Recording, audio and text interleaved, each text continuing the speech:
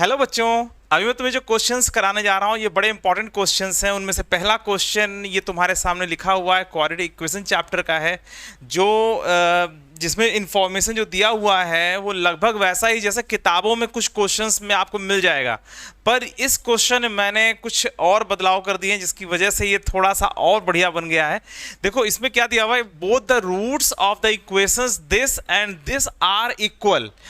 इसके दोनों roots equal है या इसके दोनों रूट्स इक्वल है ऐसा नहीं कहा जा रहा है। ध्यान रहे, किताबों में जो क्वेश्चन है वो ऐसा कुछ है कि a minus b x square plus b minus c x plus c minus a बराबर 0 के दोनों रूट्स बराबर है। इस तरह से मिलते जुलते क्वेश्चन तुम्हें कुछ मिल जाएंगे, पर इस वाले क्वेश्चन में क्या दिया हुआ है कि इन दोनों इक्वेशंस के रूट्स बराबर है। मतलब कि अगर अल्फा और बीटा इसका रूट है तो अल्फा और बीटा इसका भी रूट है।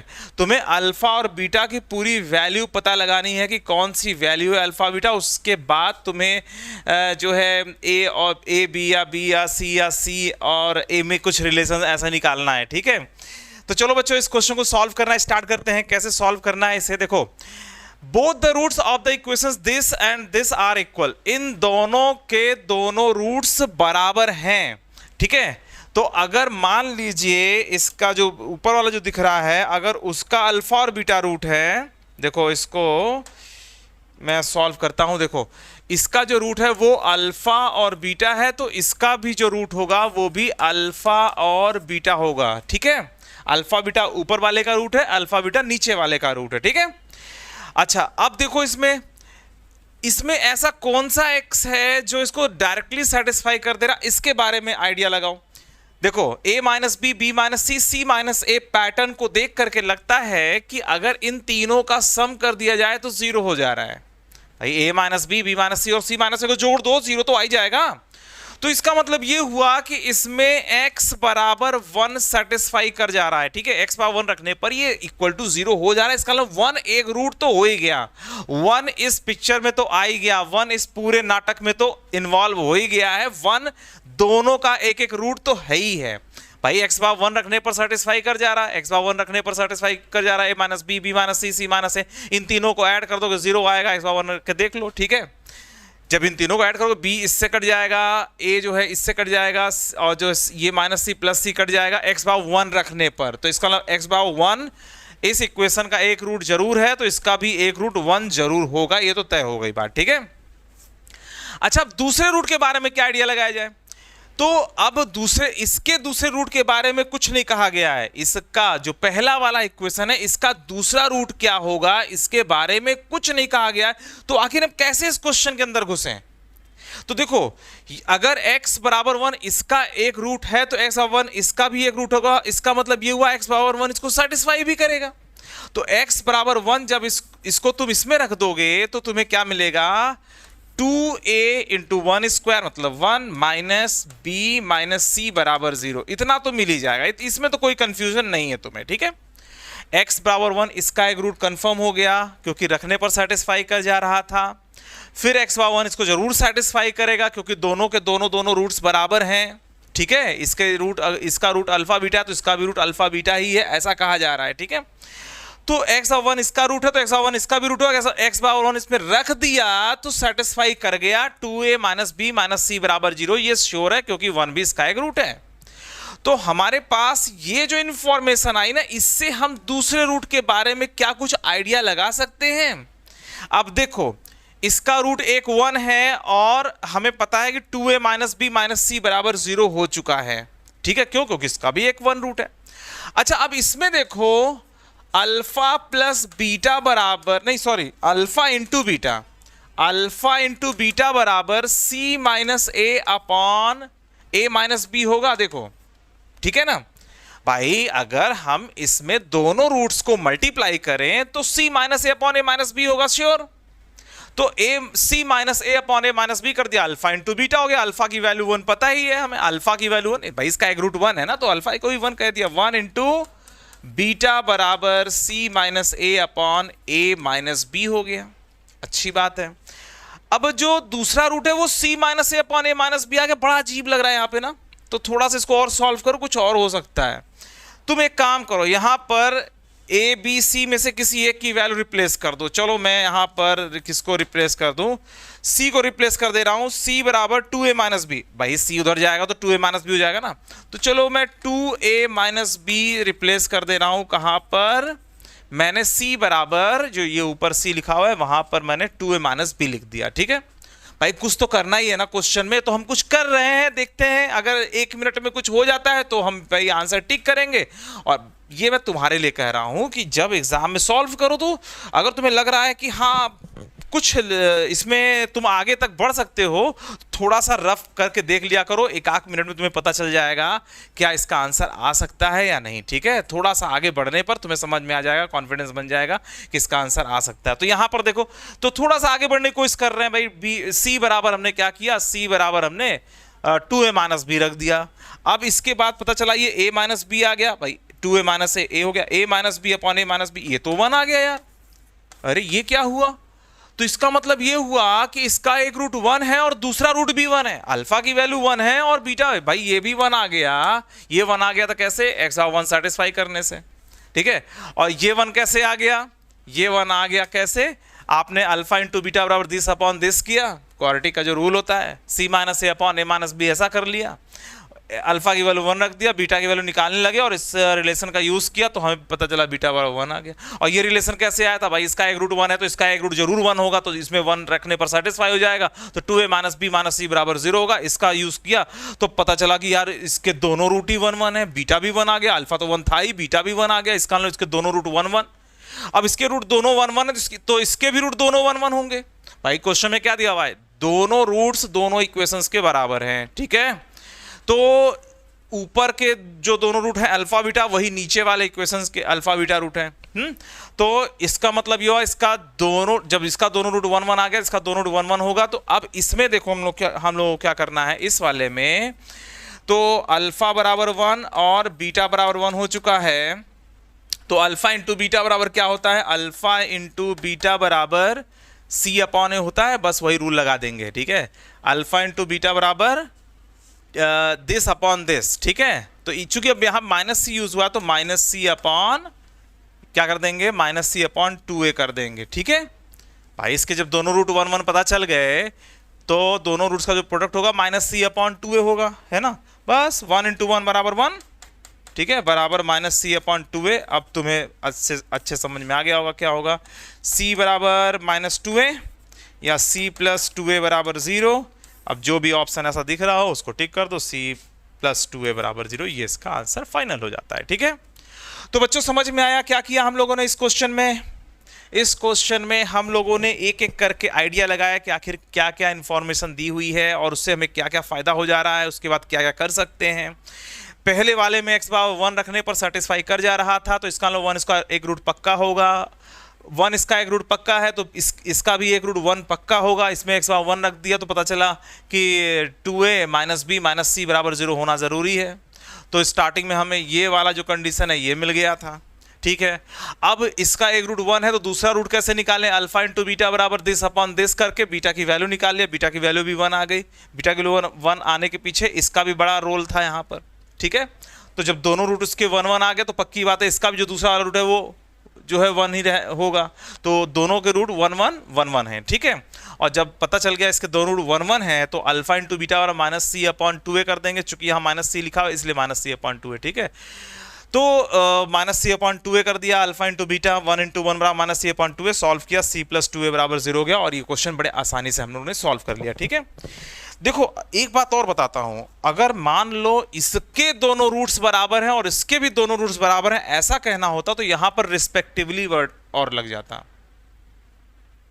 इस बात को समझो, अगर कहा जाता कि both the roots of the equations this and this are equal respectively, respectively का मतलब अपनी अपनी जगह पर बराबर है, तो इसके दोनों रूट्स बराबर हैं और इसके दोनों रूट्स बराबर हैं, ऐसा मतलब निकलता। अगर यहां पर रिस्पेक्टिवली हो जाता तो यहां पे पहले ही हम पता लगा लेते इसका अगर एक रूट 1 है तो दूसरा रूट भी 1 होगा, ऐसा डायरेक्ट हम पहले पता लगा लेते, क्योंकि रिस्पेक्टिवली का मतलब कि इसके दोनों रूट्स बराबर है। अगर एक रूट के बारे में पता चल गया x बराबर 1 रखने पर सेटिस्फाई कर जा रहा है, 1 इसका एक रूट है और दोनों रूट बराबर है, अगर पहले ही कह दिया गया होता, रिस्पेक्टिवली कह दिया गया होता तो हम दूसरे रूट के बारे में तुरंत आइडिया लगा लेते। ठीक है, जैसा किताबों में क्वेश्चंस भी दिए हुए हैं। आपने अगर पढ़ा होगा तो मिल जाएगा आप लोगों को, ठीक है। मगर यहाँ पर मैंने थोड़ा सा बदल दिया इस क्वेश्चन को और इसमें कुछ और एनालिसिस करने का आप लोगों को मौका मिल गया, ठीक है। तो चलो अब इसके बाद नेक्स्ट क्वेश्चन करते हैं, ठीक है। अगला क्वेश्चन ये था, domain of the function f x बराबर, इसमें भी बड़ा एक अच्छा सा कॉन्सेप्ट लगा हुआ है, उसी के लिए मैंने इस क्वेश्चन को तुम्हारे सामने रखा था ताकि तुम लोग उसे अच्छे से समझ लो, मतलब उसकी प्रैक्टिस हो जाए तुम्हारे लिए। Domain of the function f x बराबर under root 3 bracket x minus 6 whole bracket minus 2 is, तो इसका डोमेन क्या होगा ये पता लगाना था। तो इसका डोमेन निकालने के लिए तो सबसे पहले तो अंडर रूट का रूल लगेगा। ये क्वेश्चन थोड़ा आसान है पर बड़ा टेक्निकल है, ठीक है। कहाँ पर टेक्निकल है? नॉर्मली बच्चे 8/3 कर देते हैं जबकि इसका आंसर 3 से इनफाइनाइट है। बताता हूँ कैसे, देखो। सबसे पहला काम 3 bracket x minus 6 whole bracket minus 2 greater than equal to 0 करेंगे। हाँ, क्यों करेंगे भाई, अंडर रूट लगा हुआ है। तो सबसे पहले हम इधर से एंट्री करेंगे और जैसे ही पहला कोई एक्सप्रेशन दिखेगा हम उसी की बात मानेंगे। पहला एक्सप्रेशन अंडर रूट का है तो अंडर रूट कहता है भैया मेरे अंदर जो कुछ रहता है वो ग्रेटर देन इक्वल टू 0 रहता है, तो हमने ठीक है मान लिया। तो जब ये हमने लिख दिया तो अंडर रूट कोई दिक्कत नहीं है, कह रहा ठीक है आगे बढ़ो, ठीक है। अब आगे बढ़ते हैं। तो 3 ब्रैकेट एक्स माइनस 6 का whole bracket greater than equal to 2 हो गया। अब इसके बाद इस ब्रैकेट को तोड़ना है, इस वाले को, ठीक है। इस ब्रैकेट को कैसे तोड़ेंगे? 3 bracket x minus 6 greater equal to 2 हो जाएगा। क्यों? क्योंकि रूल है ना, bracket x greater equal to अगर n लिखा हुआ है तो इस ग्रेटर इक्वल टू n कर देते हैं। इस रूल से हमने इसको जो है तोड़ दिया, ठीक है। तो ब्रैकेट के अंदर बाहर वाला जो ब्रैकेट उसके अंदर कुछ भी लिखा हुआ that is greater equal to, तो वो ग्रेटर इक्वल टू होगा। ये एक रूल होता है ग्रेटेस्ट इंटीजर फंक्शन में, मैंने आप लोगों को पढ़ाया भी था, तो ये जान भी लो। यहाँ पे मैंने लिख भी दिया है तो इसको जान लो। जैसे bracket is greater equal to 5 लिखा हुआ तो इस ग्रेटर इक्वल टू 5 कर देंगे, ठीक है। अगर bracket is greater equal to 5 लिखा हुआ तो इस ग्रेटर इक्वल टू 5 कर देंगे। तुम 5 या 5 से ऊपर कोई भी नंबर रख के देखो सेटिस्फाई करेगा। ये क्लियर है? आगे बढ़े, चलो अच्छे इसको एक बार और बता देता हूँ। देखो, जैसे bracket x greater equal to 3 लिखा हुआ है तो x की वैल्यू आप 3, 4, 5, 6 इसके बीच वाले नंबर भी ले सकते हो, 7 ऐसे ले सकते हो, पर x की वैल्यू आप 2.9 नहीं ले सकते। 2.9 लो गड़बड़ हो जाएगा, ठीक है। तो इससे क्या पता चलता है? x ग्रेटर इक्वल टू 3 पता चलता है। 3, 3.1, 3.2, 3 ऐसा कुछ भी ले सकते हो, ठीक है। तो अगर ग्रेटर इक्वल टू कुछ लिखा हुआ रहता है तो आप क्या, और यहाँ पे इंटीजर हो, ध्यान रहे, अगर यहीं पर ऐसा लिखा हो ब्रैकेट एक्स अगर लिखा हो ग्रेटर इक्वल टू मान लीजिए 5.7 कुछ ऐसा लिखा हुआ हो तो क्या करोगे? तो x की वैल्यू क्या क्या ले सकते हो? 6 ले सकते हो, 7 ले सकते हो, 8 ले सकते हो। इंटीजर में रख रहा हूँ, तुम ऐसा भी ले सकते हो, x बराबर 6 ले सकते हो, हाँ 6.1 ले सकते हो, 6.2 ले सकते हो, 6.3 ले सकते हो, ऐसे कुछ भी ले सकते हो यार। मतलब 6 या 6 से ऊपर ले सकते हो। अगर तुमने 5.9 लिया तो गलत हो जाएगा। अगर x की वैल्यू तुम 5.9 ले लोगे तो ये गलत हो जाएगा। क्यों? क्योंकि 5.9 रखने पर ये 5 हो जाएगा ना यार। तो जब यहाँ पे नॉन इंटीजर लिखा होता है तो उससे जस्ट बड़े वाले इंटीजर्स या उससे ज़्यादा लेते हैं, ठीक है। अगर bracket x greater equal to 9.9 लिखा हुआ है तो इसका आंसर आएगा x ग्रेटर इक्वल टू 10। उससे जस्ट बड़े इंटीजर से हमें काम पड़ता है, ध्यान रहे, ठीक है। जिनको डिटेल में देखना हो तो इसके बारे में डिस्क्रिप्शन में मैं वीडियो को एकदम अलग करके ऊपर लिख दूंगा, ठीक है। मतलब उसमें दे दूंगा डिस्क्रिप्शन में, आप लोग देख लीजिएगा। सबसे जो पहला वाला वीडियो होगा उसको पढ़ लीजिएगा, उसमें जो है ये मिल जाएगा। तो बच्चों ये जो है x जब bracket x greater equal to something लिखा रहता है ना, तो अगर ये इंटीजर है तब तो ठीक है, उससे जस्ट ऊपर चले जाते हैं हम लोग 3। जैसे bracket x greater equal to 3 लिखा हुआ है तो x ग्रेटर इक्वल टू 3 लिख देंगे। Bracket x greater equal to 10 लिखा हो तो x greater than equal to 10 कर देंगे। Bracket x greater equal to 100 लिखा हुआ तो x greater than equal to 100 कर देंगे। पर जब डेसिमल में लिखा रहता है तो उसके जस्ट ऊपर वाले इंटीजर से काम पड़ता है, ठीक है। Bracket x greater equal to 100.5 लिखा हुआ है तो एस ग्रेटर इक्वल टू 101 कर देंगे, ठीक है। उससे जस्ट बड़े वाले इंटीजर से आगे, ठीक है, या उसके बराबर, ठीक है। जैसे 100.5 लिखा है तो एक्स ग्रेटर इक्वल टू 101। समझ में आ रही बात? चलो फिलहाल अभी तो फिलहाल यहाँ पर इंटीजर ही है, ठीक है। यहाँ पर इंटीजर इसलिए इसमें कोई दिक्कत नहीं। 3 bracket x greater equal to 8 हो गया। अब इसके बाद क्या हो गया? Bracket x greater equal to 8/3 हो गया। अब इसके बाद जिन बच्चों ने ये कर दिया था ये गलत है, क्योंकि अब ये नॉन इंटीजर हो गया ना, सारे रूल्स वो इंटीजर्स के लिए हैं, नॉन इंटीजर के लिए थोड़ी ना है ये, ठीक है। तो यहाँ पर ऐसे नहीं करना है हम लोगों को, यहाँ पे सावधानी बरतनी है। तो bracket x greater equal to 2.66 ऐसा कुछ आ रहा है, तो एस ग्रेटर इक्वल टू 3 हो जाएगा, उससे ठीक बड़ा इंटीजर से बड़ा, ठीक है, या बराबर। तो एस ग्रेटर इक्वल टू 3, तो इसका डोमेन जो है वो 3 से इनफाइनाइट हो जाएगा, ये आंसर इसका पक्का होगा, ठीक है बच्चों। तो ये जो क्वेश्चन था, ये क्वेश्चन दिया था मैंने ब्रैकेट एक्स की इस प्रॉपर्टी पर कि आखिर आप लोग जब नॉन इंटीजर पाओगे तो क्या डिसीजन लोगे, ठीक है। हाँ, जैसे ब्रैकेट एक्स ग्रेटर -3.7 कर दिया जाए तो x ग्रेटर इक्वल टू क्या आएगा, इससे ठीक बड़ा इंटीजर। इससे ठीक बड़ा इंटीजर कौन है, -3 है। निगेटिव में थोड़ा अलग चलता है, ध्यान रखना। -3.7 ये -1 है, -2 है, -3 है और ये 4 है, तो -3.7 यहाँ कहीं होगा, कहाँ होगा, कहीं यहाँ पर होगा, ठीक है। इससे ठीक बड़ा इंटीजर कौन सा है, इससे ठीक बड़ा इंटीजर ये है, ठीक है। तो -3.7 से जस्ट बड़ा इंटीजर -3 उसके बराबर या उससे बड़ा, ठीक है। और ब्रैकेट एक्स अगर ग्रेटर इक्वल टू 5.9 लिखा हुआ है, ठीक है, तो 5.9 कहाँ आता है, ये 5 है, ये 6 है, तो 5.9 यहाँ पर है, तो इससे ठीक बड़ा इंटीजर कौन है, 6 है, तो x ग्रेटर इक्वल टू 6 हो जाता है। तो ब्रैकेट एक्स की इस प्रॉपर्टी पर मैंने ये क्वेश्चन दिया था आप लोगों को, ताकि आप लोग अच्छे से समझ लीजिए, ठीक है। तो चलो अब अगला क्वेश्चन देखते हैं हम लोग। अगला क्वेश्चन ये था, let there is an equation x² - 5x + 4 bracket x बराबर x bracket x -4, then in -5 to 5 it has 5 solutions, 10 solutions, 11 solutions, none of these, ठीक है। और यहां पर ये जो ब्रैकेट लगा हुआ है ये ग्रेटेस्ट इंटीजर फंक्शन है, इस बात को आप लोग ध्यान रखिएगा। वैसे लिखा नहीं है इस क्वेश्चन में, पर ये मैंने ग्रेटेस्ट इंटीजर फंक्शन के लिए ही बनाया था, तो अगर देखा जाए तो मुझे इसको लिख देना चाहिए। तो यहाँ पर मैं लिख दे रहा हूँ where bracket x is the greatest integer less than और इक्वल टू एक्स, ठीक है। ये ज़रूरी है लिखना, अगर नहीं लिखा है तो फिर आप इसे सामान्य ब्रैकेट मानने की भूल कर जाओगे। भूल क्या कर जाओगे, फिर कोई भी मानेगा यार, लिखा रहता है।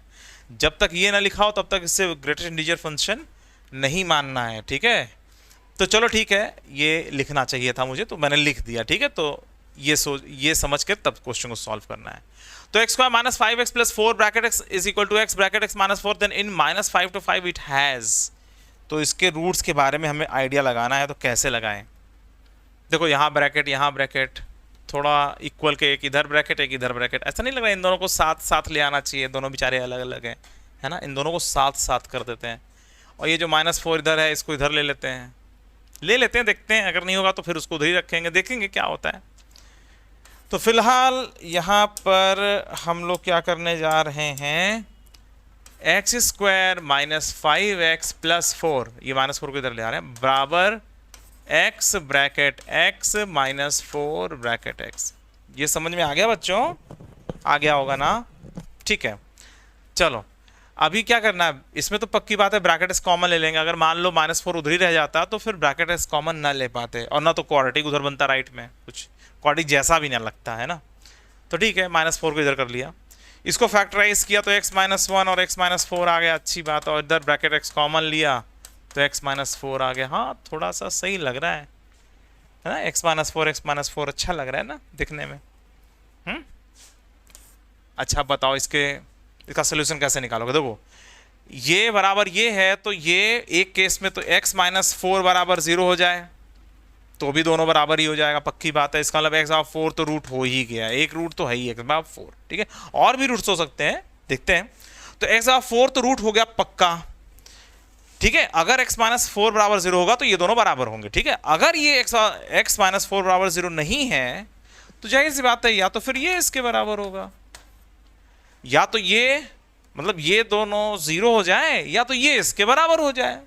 दोनों ही स्थितियां हो सकती हैं, ठीक है। ये एक केस है, दूसरा केस ये है। तो इन दोनों को बराबर होने के लिए या तो ये दोनों को 0 कर दो, ठीक है। 0 होगा तो समथिंग इंटू 0, समथिंग इंटू 0, तो ये तो पक्की बात है कि ये 0 ही हो जाएगा, ठीक है। और मतलब 0 इक्वल टू 0। और एक और तरीका, एक चीज और हो सकता है, x माइनस 1 बराबर ब्रैकेट है। एक काम और कर सकते हैं, देखो कंफ्यूज मत होना तुम लोग, हम लोग यहाँ पर एक काम और कर सकते हैं, हम लोग ये भी कर सकते हैं, x माइनस 4 इस पूरे को लेफ्ट साइड में ले आए। तो देखो यहाँ पर हम ये कर सकते हैं, x minus 1 x minus 4 minus bracket x, और x माइनस 4 बराबर 0 कर लें, x माइनस 4 कॉमन ले लेते हैं, तो x minus 1 minus bracket x बराबर 0। ऐसा भी हो सकता है। ये कब हो सकता है, x माइनस 4 बराबर 0 और x minus 1 minus bracket x बराबर 0, ऐसा भी कर सकते हैं। वही चीज़ तो हो रहा है, ठीक है। मतलब x बराबर 4 आ गया एक तरफ से, और एक तरफ से आया x minus bracket x is equal to 1, और वही तो यहाँ पे भी आने वाला था। इसके बाद भी तो हम यही करने वाले थे, x minus bracket x is equal to 1 ही करने वाले हैं, ठीक है। तो ऐसे भी हो गया, या तो ऐसे कर लो या तो वैसे, भाई ये दोनों को बराबर होना है, समझ लो कॉमन सेंस से, या तो x माइनस 4 0 ही हो जाएगा, जो दोनों तरफ है वो उसको या तो 0 कर दो, या तो ठीक है उसके अलावा जो बचा उसको बराबर कर दो, या तुम ऐसे समझ लो, ठीक है। और ये जो आ रहा है ना, जो सेकेंड वाला कैसे, x माइनस ब्रैकेट x वास्तव में फ्रैक्शनल x के बराबर है।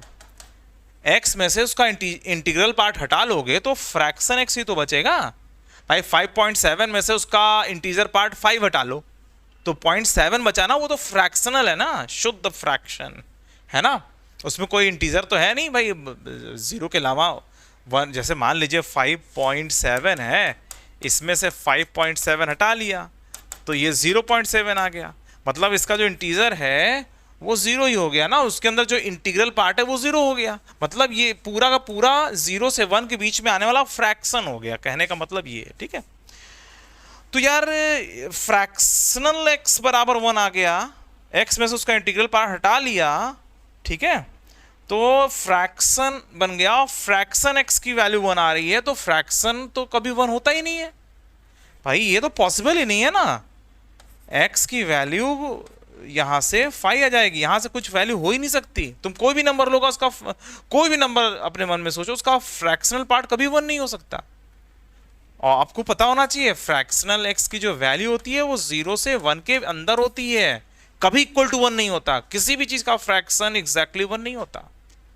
तो किसी भी इंटीजर में से उसका जो इंटीग्रल पार्ट हटा लोगे तो वो फ्रैक्शनल फंक्शन बन जाता है, फ्रैक्शन x बन जाता है, जिसकी वैल्यू 0 और 1 के बीच में होती है, 0 के बराबर हो सकता है, ठीक है, और बहुत हुआ 0.9999 तक हो सकता है फ्रैक्शन, पर करेक्ट 1 फ्रैक्शन हो जाए ये पॉसिबल नहीं है, ठीक है भाई। जैसे 5.9999 लिख रहे हैं, ठीक है, इसका फ्रैक्शन क्या होगा, इसका फ्रैक्शन होगा 0.99999, ऐसे होगा, ये कभी 1 नहीं हो सकता है ना भाई। इसमें इसका इंटीग्रल पार्ट 5 हटा लो, ठीक है, तो फ्रैक्शनल पार्ट बचेगा, और फ्रैक्शनल पार्ट कभी भी करेक्ट 1 नहीं हो सकता, तो ये पॉसिबल ही नहीं इधर। तो इसका सिर्फ एक रियल रूट होगा, ठीक है, x बार 4, ठीक है, ये जो आ रहा ना x बार 4 ही इसका एक रूट है, ठीक है।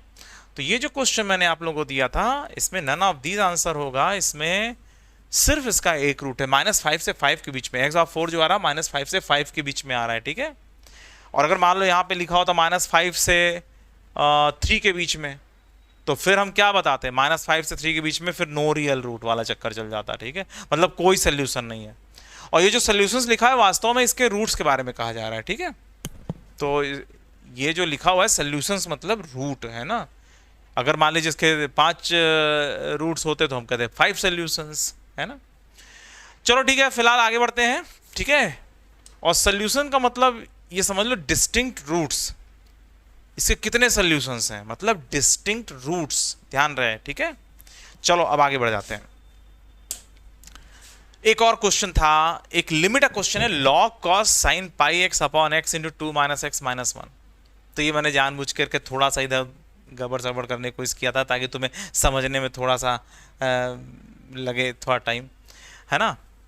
देखो एग्जामिनर लोग तो यही करने की कोशिश करते हैं ना, इसीलिए मैं वही काम करता हूँ, थोड़ा सा ऐसा करने की कोशिश करता हूँ जिसमें आप लोग फंस जाओ, ताकि प्रैक्टिस ऐसी हो कि अगर आपको फंसाने की कोशिश हो तो आप लोग बच के निकल आओ वहाँ से, ठीक है। बच के निकल आने का मतलब सॉल्व करके निकल आओ, ये नहीं कि हम करेंगे ही नहीं, बच के निकल तो आए भाई। कोई क्वेश्चन तुमने अटेम्प्ट ही नहीं किया, अगर किसी ने कोई क्वेश्चन अटेम्प्ट नहीं किया तो थोड़ी कहेगा बच के निकल लिए, अरे बच के निकल लेने का मतलब कि सॉल्व करके निकल लेना, ठीक है। चलो ठीक है, इसको सॉल्व कैसे करोगे, देखो अब यहाँ पर ये जो लिखा हुआ है इसको ध्यान देना है थोड़ा सा, और बाकी कौन सा फॉर्म है, एक्स की वैल्यू 1 के पास है तो ये 0 cos 0 1 log 1 0, एक्स की वैल्यू 1, ये 0/0 फॉर्म है। एक्स की वैल्यू 1 रख के देखोगे तो ये 0/0 फॉर्म दिखाई देगा। चलो फिलहाल इसको सॉल्व करने के लिए क्या करना है, देखो limit of x tending to 1 log cos sin pi x divide by, और यहाँ पर 2x minus x square minus 1, ठीक है, बराबर limit x tending to 1 log cos sin pi x और डिवाइड बाई, इसमें नीचे माइनस कॉमन ले लो यार, थोड़ा सा अच्छा लगेगा, देखो सही है। अच्छा इसके बाद क्या हो जाएगा, limit of x tending to 1 log cos, इसमें कुछ स्टेप्स आप लोग मतलब कम भी कर सकते हो, मैं पूरा लिख दे रहा हूँ, माइनस एक्स माइनस 1 का होल स्क्वायर, देखो थोड़ा सा और क्लियर हो गया नहीं। अच्छा अब इसके बाद क्या करना है, इसके बाद हम लोग इधर आएंगे, ठीक है, बराबर limit of x tending to 1, limit x tending to 1, एक काम करते हैं ना, लिमिट x टेंडिंग टू 1 क्यों कर रहे हैं हम लोग डायरेक्टली यहीं पर जो करना है फाइनली वो करते हैं। देखो मैं इसमें अब ये करूँगा, इसमें RHL निकालने की कोशिश करूँगा, ठीक है। अब लिमिट x टेंडिंग टू 1 है, अब हम इसमें RHL निकालेंगे तो जहाँ जहाँ x है ना वहाँ 1 प्लस h रख देंगे। RHL के लिए क्या करते हैं 1 प्लस h रख देते हैं, और LHL के लिए 1 माइनस h रख देते हैं। इस वाले जब x टेंडिंग टू 1 लिखा हुआ है तो RHL निकालने के लिए 1 प्लस h कर देंगे और LHL निकालने के लिए 1 माइनस h कर देंगे। तो पहले RHL निकाल के देखते हैं क्या हो रहा है। तो equal to limit of h tending to 0 और 1 प्लस h रख दो log cos sin पाई 1 प्लस h, ऐसा कर दिया हम लोगों ने। ये क्या हो गया, अच्छा चलो ठीक है। अच्छा नीचे 1 प्लस h रखोगे तो यहाँ पे माइनस h स्क्वायर आ जाएगा, ठीक है। हाँ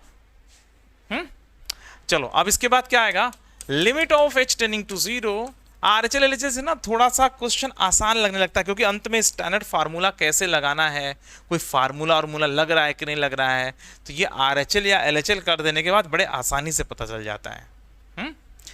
चलो ठीक है, तो अभी क्या करेंगे, अब log cos sin pi plus pi h, तो sin pi plus pi h कितना होता है पता है आपको, minus of sine pi h हो जाएगा, पता है ये हो जाएगा minus of h square.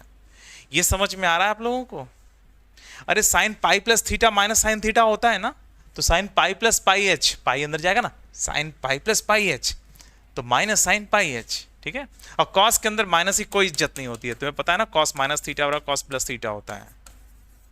Cos sine pi h, sine के अंदर माइनस का कोई प्रभाव नहीं पड़ता, ठीक है, माइनस से जरा सा भी विचलित नहीं होता है ये, ठीक है, आपको पता है ना, पता है कि नहीं। कॉस माइनस थीटा बराबर कॉस थीटा होता है, ये तो पता ही है ना आप लोगों को, है ना। अब इसके बाद क्या करें, अब इसके बाद देखो, अब मैं यहाँ पर एक टेक्निक लगाता हूँ, बाहर 1/2 कर लो और लॉग के अंदर इस कॉस स्क्वायर कर लो। और इधर मैंने जो क्वेश्चंस कराए हैं कई बार मैंने इस कॉन्सेप्ट का यूज़ किया है, तो ठीक है फिर से एक बार कर लेते हैं ये कॉन्सेप्ट का यूज़, और माइनस h स्क्वायर, ये ठीक है। मैंने बाहर 1/2 कर दिया और यहाँ पर ये जो अंदर लिखा हुआ है ना लॉग के अंदर, उसका स्क्वायर कर दिया, ठीक है।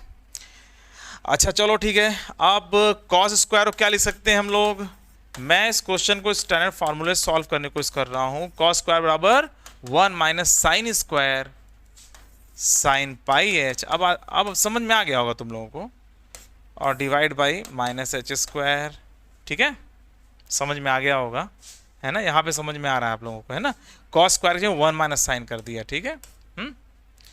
ये जो cos square 1 minus sine square. अच्छा अब इसके बाद क्या करना है, अब इसमें ऊपर नीचे कुछ मल्टीप्लाई डिवाइड करना है। क्या डिवाइड मल्टीप्लाई करना है, sine square sine pi h से डिवाइड कर दिया,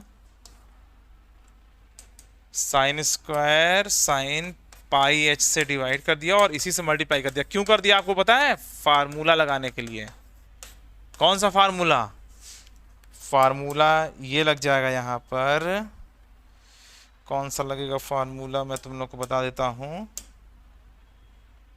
देखो ये जो है ना, ये जो इतना पार्ट देख रहे हो ना, इतना पार्ट जो है वो क्या आ जाएगा, ये आ जाएगा, ये आ जाएगा 1। कैसे? फार्मूला ये है, limit of x tending to 0 log 1 plus x upon x बराबर 1 होता है।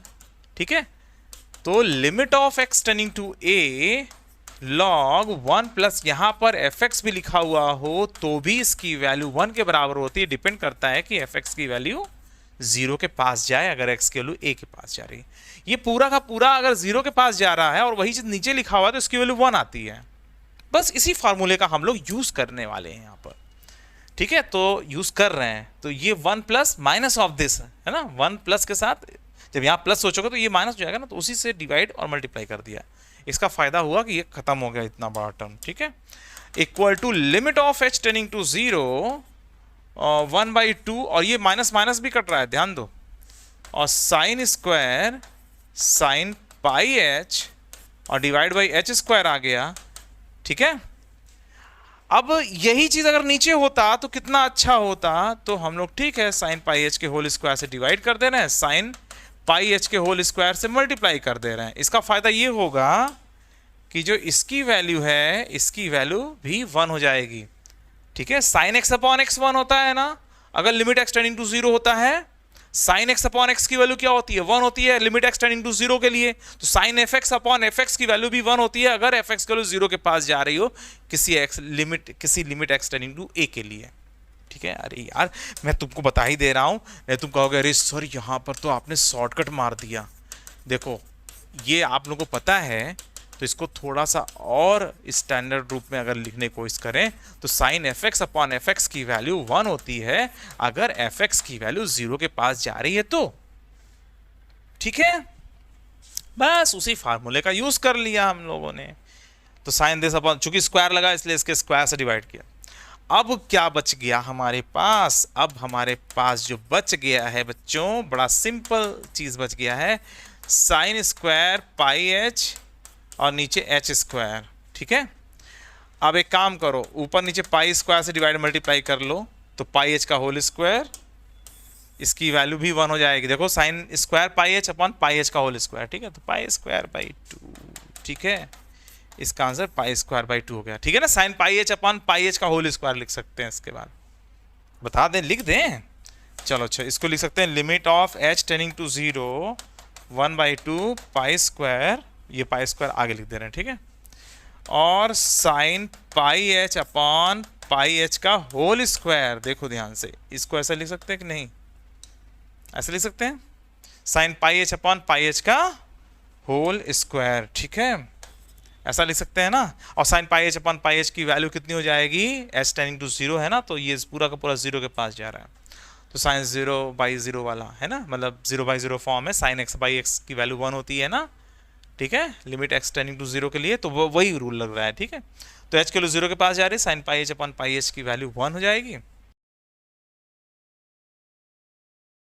तो पाई स्क्वायर बाई 2 इसका आंसर फाइनल होता है, ये आंसर इसका फाइनल। ठीक है, तो ये क्वेश्चन मैंने जो आप लोगों को करवाया है, ये इस तरह का कई क्वेश्चन मैंने कराया था आप लोगों को, तो मैंने फिर से ऐसा एक क्वेश्चन ले लिया था। तो बच्चों ये जो सारे क्वेश्चंस हैं, इन सारे क्वेश्चंस में कुछ ना कुछ उद्देश्य है, कुछ ना कुछ मैं बताना चाहता हूँ आप लोगों को, ताकि आप लोग एग्ज़ाम के समय इन सब को अच्छे से याद रखिए और एग्ज़ाम अच्छा दे के आइए। ठीक है, चलो बच्चों अभी के लिए सिर्फ इतना ही, फिर मिलते हैं नेक्स्ट क्लास में, बाय बाय।